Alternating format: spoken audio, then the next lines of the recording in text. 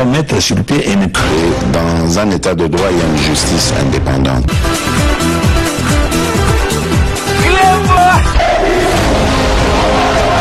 Ce n'est pas pour rien qu'il faut des conseils.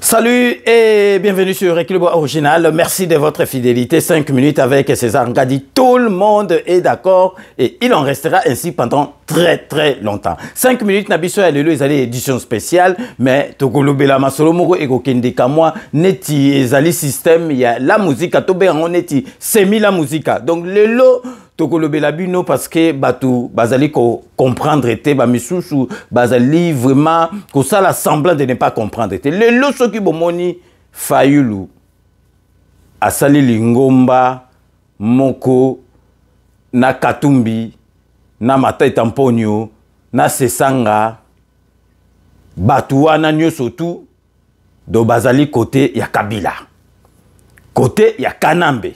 Donc, Lisanga wana ezali ba opposant oyo Bazali en connivence na Kanambe. Bo s'étonner parce que kala tant tozo sabino ke Fayulu pour Kanambe batu mususu babandoko sala neti bacha doute a César Ngadi tika koloba bo Fayulu aza opposant za contre Kanambe. Ah en tout cas, bozo mona batu nyoso tu bazali kina Fayulu bakima Fayulu ba bebana Moutasuka Tena qui vraiment a insisté Mouzitu bo moni ndenge ba se separa ba omi bale. Donc pour monake donc Fayulu akoko fandana batute. Boka moite Fayulu azongeli famille na ye parce que azalaki na ye depuis kala na Kanambe. Beaucoup kanisa obielem so a César Ngadi talaka ka alingaka Fayulu ta kosila ka Fayulu. Bo mona tangu na lakisa ba signe clinique. Il y a bipolaire. Tant on explique bino. Vous retrouvez qu'ils n'ont pas failli lutter. Et monanaki. Bon, moi, une période à calme, à la période où on est à monanate, avant de capter encore ma période où azo mon après à Makamunyo surtout pour moi. Mon temps mikolo azo kanate. Après mi calme. Donc azo me la baguanaye donc à la période où il y a silence. Beaucoup monatangu masolo ko tomboka bromona. Qui bipolaire na ndenge kozonga. Donc lelo nakati il y a 5 minutes na biso édition spéciale toningi ko Sabino que bo comprendre que bo kamwa na binote que Fayulu a se retrouver lelo na Katumbi fa quoi matata mponyo fa quoi donc bozo mona soka sangana batwana oye abandaki ko critiquer lelo a komina bango lelo Fayulu abandaki kozala contre Kanambe ya lukuta lelo azana Kanambe toko lakisa bino lelo po bomona tango ngana ko betela bino lisolo na ko tchela bino image boyebi ke 5 minutes avec César Ngadi tout le monde est d'accord na lobby na tchaka image bo yo kamalam na 2006 Fayulu azwa quitté na élection en tant que député national na 2006 Fayulu azwa qui na été. Ensuite, Aye Kokoma, député par Cour suprême de justice Oyo, Ezalaki guidé na Kanambe. Donc, suite, il y a Cour suprême, Bango Ndemutu, Baye Komisa, Fayulu député, Bazali, Fayulu Azalaki, Batu Oyo, Kanambe Abandaki ko soutenir. Cour suprême et commissi Fayulu député. Donc, hier, Ayaki ko remplacé Charoupa. Aye ko remplacé Charoupa na mitindo ya Cour suprême Oyo Kanambe abandaki ko diriger. Azwaki mandat ya Charoupa en tant que proche ya Kanambe. Donc, Azwaki on pambate, Azwaki en tant que proche, il y a Kanambe, mais tellement ba olola ki bango nyoso tuwana Fayulu la moni donc ils ont révessé donc a yété en tant que député national a été donc à mon rêve parce que bato rêve ça qui donc bato nyo surtout ba yaki wana donc ba katana ki na 2026 ba ko kota na kata masolo grâce à appui à Kanambe. C'est la raison pour laquelle ko lolola na Sony Fayulu accueilli l'assemblée provinciale atiki assemblée nationale rêve parce que ba tchaki bango par rapport et appui ya Kanambe yeba na batu tout temps ba oya wana bazokota bazo wolola bango amon donc ils ont rêvé allez tout la mouissi accueilli na côté l'assemblée provinciale kuna kutu il faut à remercier Jean-Pierre Bemba Moutou à présenter qui est en tant que candidat na député provincial. Donc, ni était Jean-Pierre Mbemba, donc Fayulu angaki kokota na masolo côté l'assemblée provinciale T. Donc, Fayulu tia ko kufaka, il faut à la reconnaissance na Jean-Pierre Mbemba Mouta présenté qui en tant que député provincial. Mais netia za la kanae ingrat à sa bossana, donc a ko kipe sous makambo anate, mais yetia ko kufa ebake tangu ba kimaki na assemblée nationale ndenge bando wola bango parce que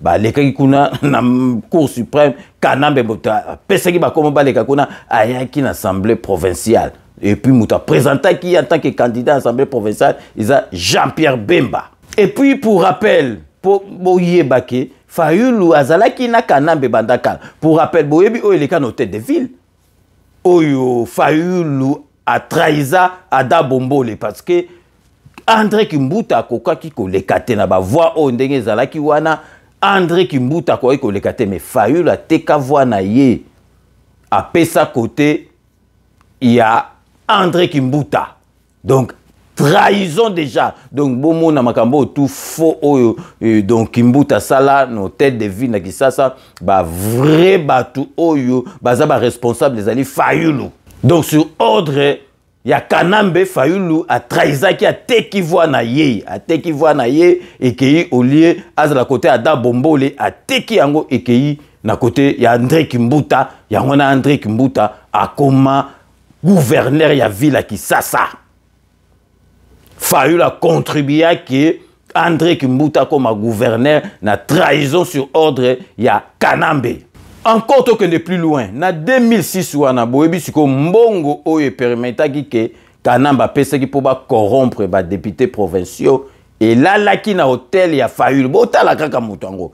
Donc et là laki na hôtel ya Fayulu yango bomonaki ke Fayulu na André Kimbuta bazalaki ko yoka na malamu ti boyebi ke donc Fayulu akenda defa donc Banque Lambert adobape donc homme politique donc a encouragé Banque Lambert le on a defa ki na zongsa mbongo na par intérêt yango monai babandaki ko yoka na bien déjà tekelaki e voix et puis mbongo oyo Kanamba pesaki pour ba corrompre ba députés provinciaux et là laki na hôtel ya Fayulu po bokomona bola César ngadi yo musala no kokosela ka Fayulu makamanga na kosaka te na lobaka pe na tchaka ba image na tchaka preuve bino moko sikoyo boyoka yango na munoko ya Frank Diongo azo expliquer makambo ngana yebisi bino parce que bokanisa ke yo César ngadi yo musala na yo kaka Fayulu boina ngai na kosaka te soki na lobi likambo na tchaka preuve bino mo boyoka na munoko ya Frank Diongo oyo azali koloba na makambo na lui sur Fayulu donc abanda na ye na Kanambe depuis 2006. Restez donc connectés sur Clébois Original, on revient tout de suite. Parce qu'en 2006, quand je suis 4e sur 900 candidats, Martin n'a pas réussi les élections de 2006. Martin va être élu député de la Cour suprême, dont les gens que Kabila avait soutenus. C'est comme ça que Martin va remplacer Chaloupa. Donc de Martin qui a pris les mandats de Chaloupa comme proche de Kabila. Martin n'a pas été là 2006 comme député national. Ceux qui ont besoin de vidéos, je vais vous montrer les vidéos, comment ils ont été hués.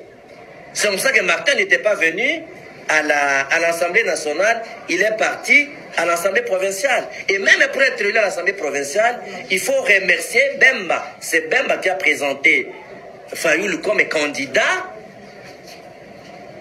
député provincial. Donc c'est à Bemba qu'il faut remercier l'élection de Fayulu comme député provincial.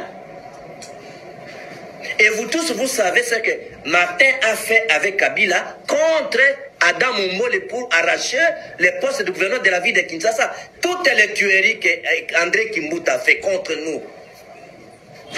Le vrai responsable, c'est Martin. Parce qu'il a soutenu Kimbuta d'être gouverneur de la ville de Kinshasa. Contre Jean-Pierre Bemba, si 48 députés, Bemba avait 22 députés. Pour 3 députés seulement, vous savez que les jours des élections de gouverneur, tous les députés provinciaux, sur ordre de Kabila. Parce qu'en 2006, Martin était l'agent de Kabila. On les a gardés dans l'hôtel de Martin. Vous tous, si vous savez ça. Binomo boitolanda donc parce que bato belé ba lobaka kaka bilobela ngai na 5 minutes na kansi bato nyoso tout ba banda depuis nga na banda émission ba yebi kenaza objectif na lobaka bo solo ngam na kisaka bato mitema na makambo lukuta na kanga bato lukuta na ya na bimisi bato na poisa binomo lelo bo moni bokamo ate soki lelo bomoni vraiment que Fayulu aza à l'aise na mutu lokola donc Katumbi aza à l'aise na mutu lokola Matata Mponyo aza à l'aise na mutu lokola Sesanga donc eza famille na ye azongi kaka sika na yazalaki depuis 2006 donc bokamo na binote parce que so penza mutu penza oyo azalaki contre ya solo penza na Kanambe mutu lokola donc o penza azalaki opposant na Kanambe jamais ko sangana na mutu lokola Matata Mponyo ako sangana jamais na Katumbi donc Katumbi bazonga na Kanambe donc bato tout bazali côté wana bazali bato a Kanambe bomona mukwega yate mukwega tala bino ngana ko sangana binote na ko sangana binote parce que bino bazana côté ya Kanambe mais siko Fayulu sans hésitation à Kenda kuna parce que ezali famille naie politique donc vraiment na lingaki na beta c'était boyeba ke donc bokamo na binote Fayulu la banda na Kanambe depuis 2006 donc vraiment yango wana ezali édition spéciale na biso ya lelo donc restez connectés sur Cléboa original pour la suite de nos programmes.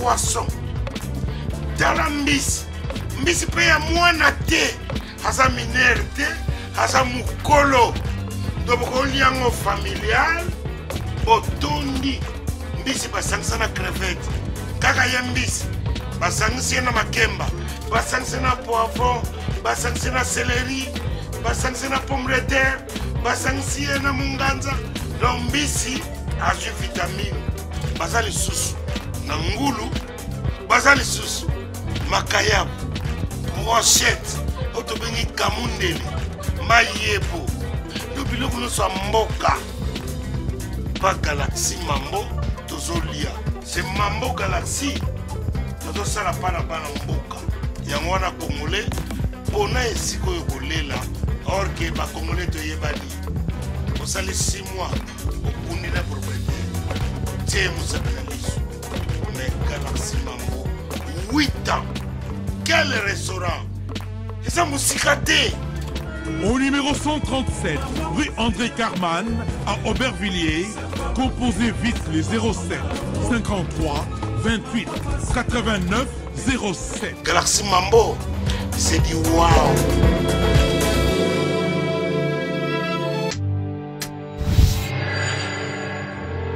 Après le lancement de la Cité Kimia, la société Kodiasimo présente le Square VIP Kimia. Parce que nous croyons que désormais tout Congolais doit posséder une parcelle en République démocratique du Congo, Kodiasimo facilite l'accès à l'achat de votre terrain en toute sérénité et surtout en toute sécurité.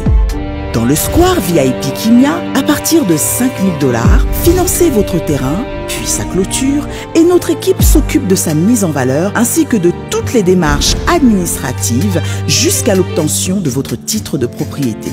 De plus, vous avez la possibilité de construire votre maison seule ou de nous confier votre projet immobilier. Désormais, que vous soyez du Congo ou de sa diaspora, avec Kodiasimo, vous êtes à la meilleure adresse pour construire la vôtre.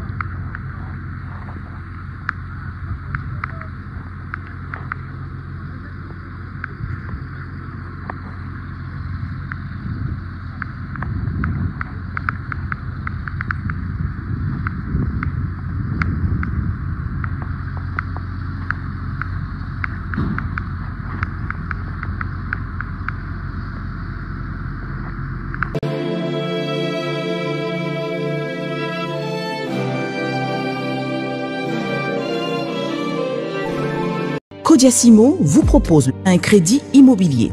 Vous êtes du Congo ou de sa diaspora? Vous désirez devenir propriétaire en RDC et faire construire votre maison en toute quiétude? Obtenez votre crédit, puis commencez son remboursement uniquement dès la livraison de votre maison. À la Cité Kimia, nos maisons seront toutes construites aux normes internationales. Située à seulement 25 minutes de l'aéroport de Njili, 10 minutes de Safari Beach, au cœur de cette cité moderne, vous y trouverez aussi un centre commercial avec plusieurs commerces de proximité. Nos bureaux sont situés au 173 avenue Mutombokachi, dans la commune de La Gombe, référence rond-point Forescom. Venez dès à présent réserver votre lot dans ce nouveau havre de paix à Maluku, ce nouvel Eldorado au Congo. Kodiasimo, la meilleure adresse pour construire la vôtre. Kilelo, qui t'apparte, pichu qui t'engue. Tu as opé un appartement dans la poto. Solution mon ami. Aux en posa ya salle à concert, salle ya mariage, pichu qui t'engue appartement. Au salle location à restaurant, au benga qui t'apparte, pichu qui t'engue appartement. Aux en posa ya événement, au défilé de mode, au ba maman baroya réunion, au sokinini. Pichu Kitenge appartement qui t'apparte. Aux en a besoin de louer terrain. Oh, n'a pas d'automobile tabanangai, n'a n'enga poto, zone industrielle. Qui t'apparte, Pichu Kitenge appartement. Au lingi au fungola, oh, babiro. Qui t'apparte, Pichu Kitenge appartement. Numéro de téléphone 0033 75 14 32 126. Benga na qui t'apparte, Pichu Kitenge appartement. Au lieu que ça la achat et lupangu na poto. Ozana Kisasa, Ozana Angola, Pichu Kitenge. Ba Kitenge ba ebele me wana qui t'apparte. Check.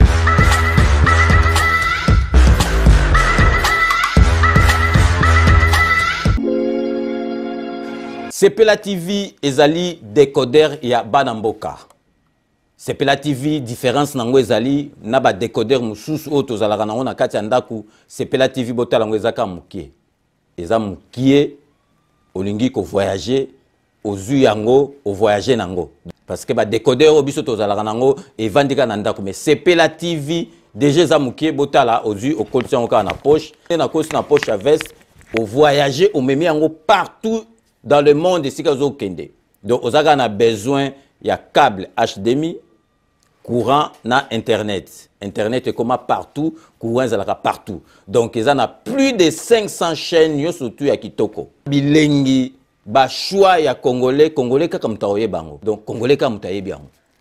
Congolais kaka mutaoye ba elengi nini yo kaka. Donc congolais kaka mutaye bango. Donc c'est Sepela TV ça. Ya Banamboka bozwa abonnement nango okozwa ngo ya ne mobimba okozwa ngo pe par mois au bengi bango na ba numéro na bango bozali komona. Donc Sepela TV ezali décodeur ya yo ya ngai. Donc ezali ya étranger te ezali ya Banamboka. Avec Sepela TV tout le monde est d'accord et il en restera ainsi pendant très longtemps. Bienvenue dans le monde de Sepela TV. Sepela TV est le décodeur qui vous permet de suivre les chaînes du Congo en direct de la diaspora. Wami Business, votre agence de fret maritime et aérienne. Vend des produits importés, lait de beauté, vin rouge, blanc, rosé, sel, sucre, désodorisant, eau de javel, savon de Marseille, casseroles et divers articles.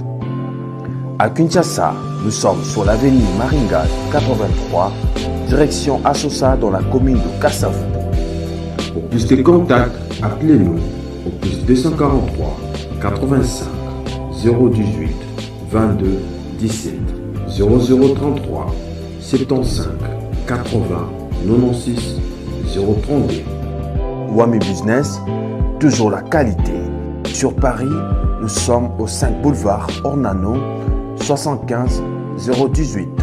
Wami Business avec Maman Mireille Wankaki, toujours la qualité. Chez Elbito Coiffure, toujours, ça marche comme ça là, avec la expédition là. Toujours.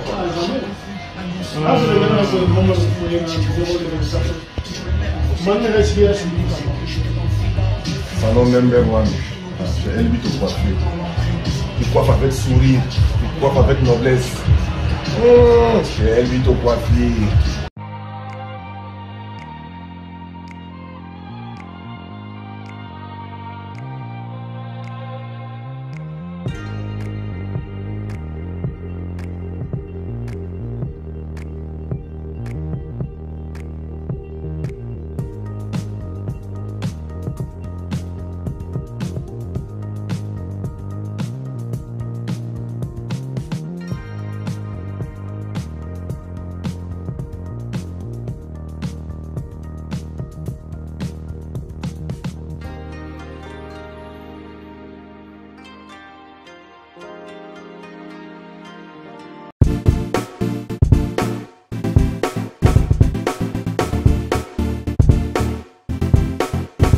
On doit mettre sur pied et dans un état de droit, il y a une justice indépendante.